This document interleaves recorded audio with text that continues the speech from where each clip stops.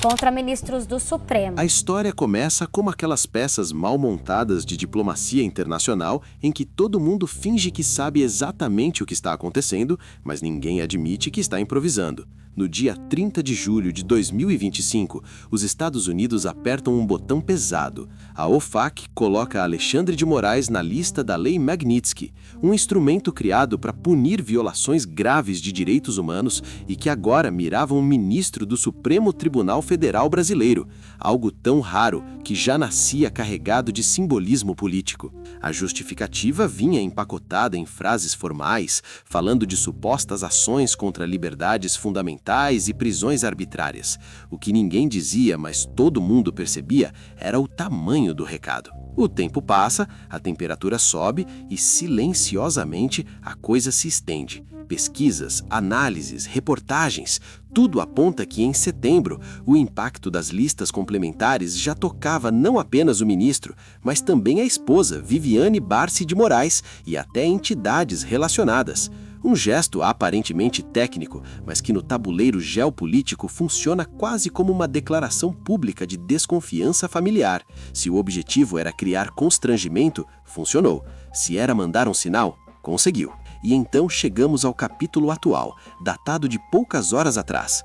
Os Estados Unidos anunciam a retirada de Moraes, da esposa e da empresa ligada à família da mesma lista que haviam usado com tanta pompa meses antes.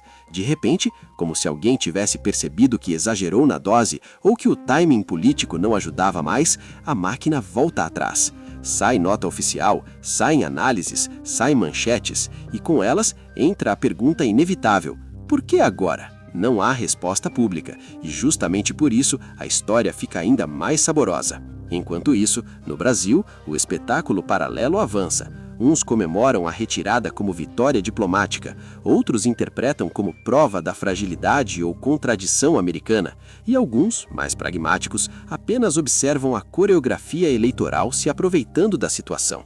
O governo brasileiro faz seu malabarismo habitual, tentando equilibrar soberania, pragmatismo e narrativa, enquanto a opinião pública é empurrada para mais um capítulo de polarização. Cada lado puxa o episódio para reforçar sua versão da realidade, e a verdade, espremida no meio, tenta sobreviver. Porque, no fundo, o grande conflito é esse: soberania versus o longo braço extraterritorial norte-americano.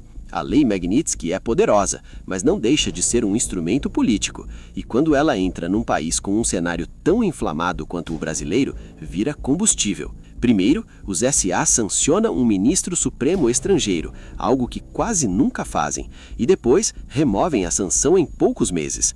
Tão rápido que parece até que alguém esqueceu um papel no fundo da gaveta e decidiu corrigir só agora. Nas lacunas desse vai e volta, surgem as contradições, falta de transparência nas decisões, critérios pouco claros, justificativas técnicas que soam como desculpas diplomáticas.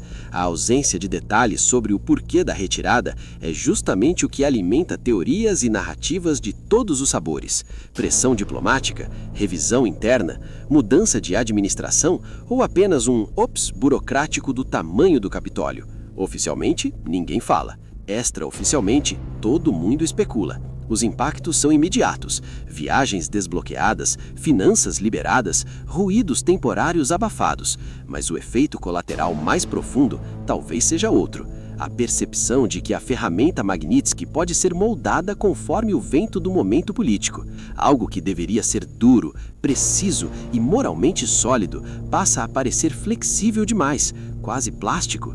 E quando um instrumento perde seu peso simbólico, perde também parte de sua força dissuasória no jogo global. No fundo, tudo isso ecoa velhos debates. Potências usando sanções seletivas para influenciar comportamentos alheios, estados soberanos tentando entender até onde vai a autoridade extraterritorial dos SA, e sociedades inteiras presas a narrativas que mudam conforme a conveniência do dia. Entre Rússia, Irã, China e agora um ministro supremo brasileiro, o padrão está lá, só o contexto muda.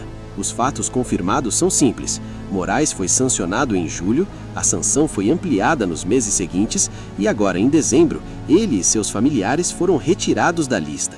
O resto, a motivação exata por trás desse recuo, permanece trancado em gabinetes que não dão entrevistas. E assim seguimos, entre gestos diplomáticos silenciosos, manchetes barulhentas e um daqueles episódios que mostram que política externa não é um tabuleiro de xadrez, mas sim um jogo de sombras.